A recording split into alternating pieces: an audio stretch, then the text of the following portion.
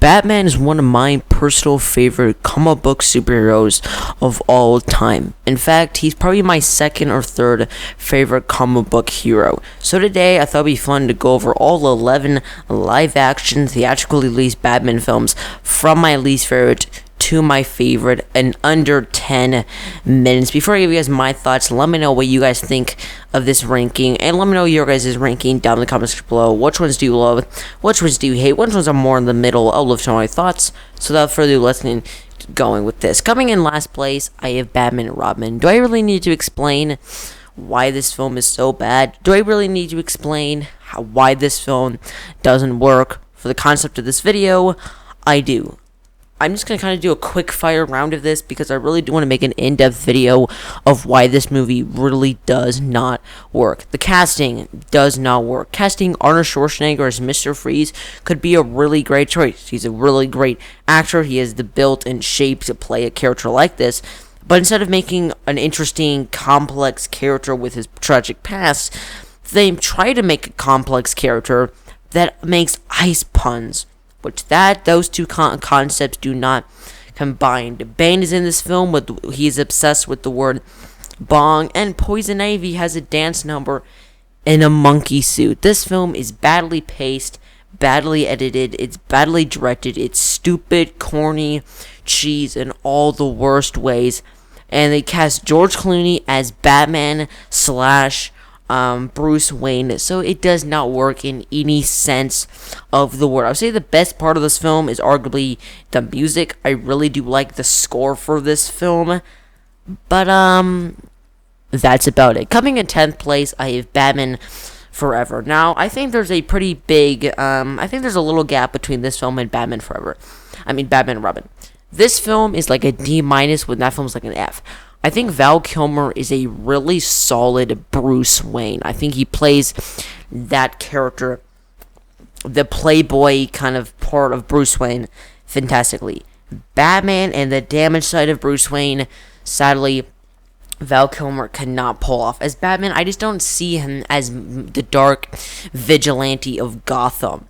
And as the more damaged side, I just don't really see it. It's I'm not saying he's bad in the role. The contrary, I think he's really good as Bruce Wayne. Jim Carrey as the Riddler is 90s Jim Carrey at its best. He's super cheesy, over the top, and corny, and a lot of the points, yeah, it's Jim Carrey. But I feel like a lot of the times it gets really stupid. He's just wearing pajamas through the whole thing. Two-Face is a terrible villain. It doesn't work. The action sequences are corny and stupid. Introducing Robin, who has a laundry montage, which, just gets me motivated to do some laundry, doesn't it? No? Just alright, coming in 9th place, I have Justice League. This is a disappointing, sourly bad film from start to finish. The entireness of this film is borderline unwatchable. But since this is a Batman video, I want to talk about Batman. Ben Affleck, I think Ben Affleck is the best part of BVS. He's fun, he's brutal, he's engaging, he's all around awesome. In Justice League, he's a bloody idiot.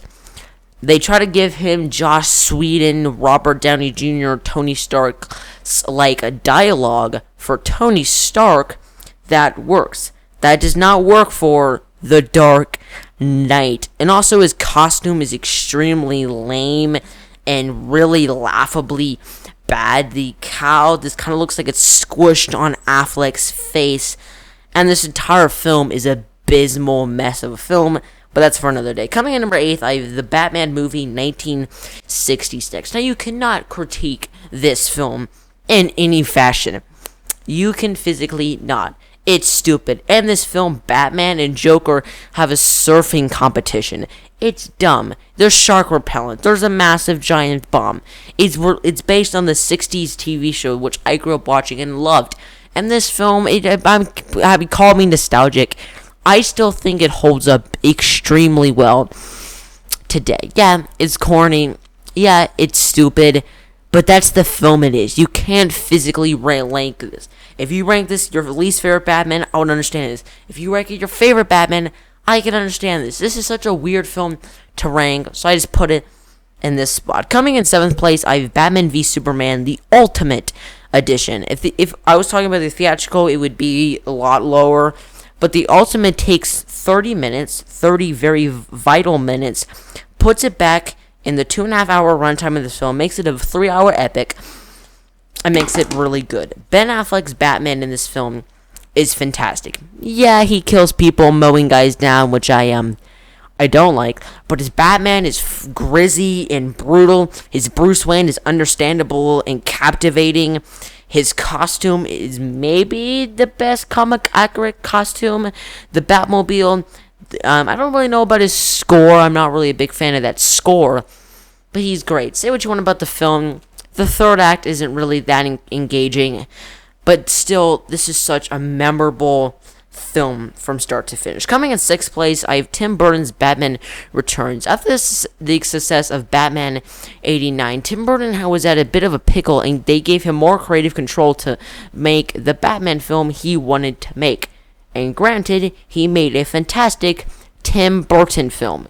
He did not make a great Batman film. I think the Penguin is really good here. I think Catwoman's really good here. I think Michael Keaton is a really good Batman, not Bruce Wayne. I think the film is gothic and fun and enjoyable. As a Batman film, there's a lot of things wrong. The Penguin origin is not comic accurate. The Catwoman origin is not comic accurate. Batman is blowing people up. It's not comic accurate. I think there's a great feel to Batman. I just feel like it wasn't really there a lot of the times. Coming in 5th place, I had the Lego Batman movie. The first 2 acts of this film are consistently funny, consistently exciting, consistently enjoyable. It's super a shame that the last act really lets this film. It's a great Batman spoof. It's pretty much a Batman spoof in Lego. Now, if that does not sell you, I don't know what will. It's funny, it's engaging, it's enthralling, it's emotional, it's heartfelt.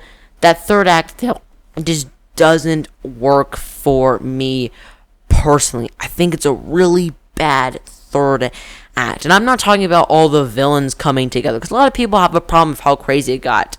I love how crazy it got, introducing dinosaurs and gremlins and Voldemort, the Wicked Witch of the West, teaming up with the Joker, King Kong, the Eye of Sauron, and Godzilla. So many great iconic movie A-list villains, teaming up with possibly the greatest comic book villain. The Joker is super fun and exciting, and that part is super engaging. The rest of the film, though, is the last third act of this film, though, extremely disappointing. It has the worst jokes of the film. It is the worst pacing of the film. And every time I rewatch this film, I just want to start from the first 2 acts and end off with that third act. Coming in 4th place, I have Batman 89. This was the first real dark Batman film. No offense, Adam West, I love your work, but this was the first grounded Batman film. I think Michael Keaton is an intense, engaging, and really threatening force as Batman. I didn't really care so much, though, about his Bruce Wayne. I found his Bruce Wayne to be dull and not really that interesting. Jack Nicholson is a really great Joker. He kind of adores this sinister look. I love the permanent smile. The action sequences in this film are super fun. It has a great gothic tone. The relationship between Vicky Vale kind of lays this film down for me personally, but I still think this is an enjoyable film. Coming in third place is the Dark Knight conclusion, The Dark Knight Rises. This film is incredible from start to finish. Bane is an extremely great villain. The action sequences are great and enticing and engaging. It's fun. It's engrossing. It has layers. I don't like the twist, and I think sometimes the script has a bit too many holes in with this film. But the film is so much fun, and it's such a great, captivating experience. I have a review if you want to know my full-on thoughts, and a review for all the Christopher Nolan films on my channel. Coming in 2nd place, I have Batman Begins, the quintessential origin story.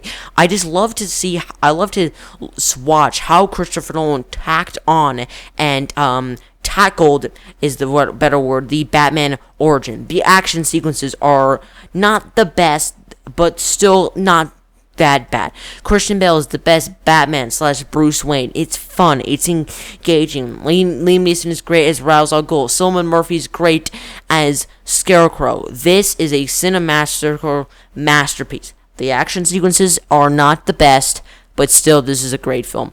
But coming in first place is the cliched answer, The Dark Knight. This is an amazing movie from start to finish. The action sequences is way better than before. Heath Ledger's performance as the Joker is maybe the best movie villain performance of all time. It's incredible. It's engaging. It's engrossing. It has layers. It has more than one villain, but doesn't get too stuffed. This is the quintessential Batman movie from start to finish. So there you guys have it. That was my ranking of all 11 theatrically released Batman films. What do you think of this? I'll tell you your ranking down in the comments below. If you guys like this video, you can hit the like button and subscribe and hit that post notification bell so you guys know when I upload another video. You can check out my podcast I do every other Tuesday with a friend of mine. It's called The Movie View Podcast. We talk about movies, TV shows. It's a whole bunch of fun. And you guys can check out my Instagram at GeneralScoDaniel77. Thanks for watching, guys, and I'll see you guys next time. General out.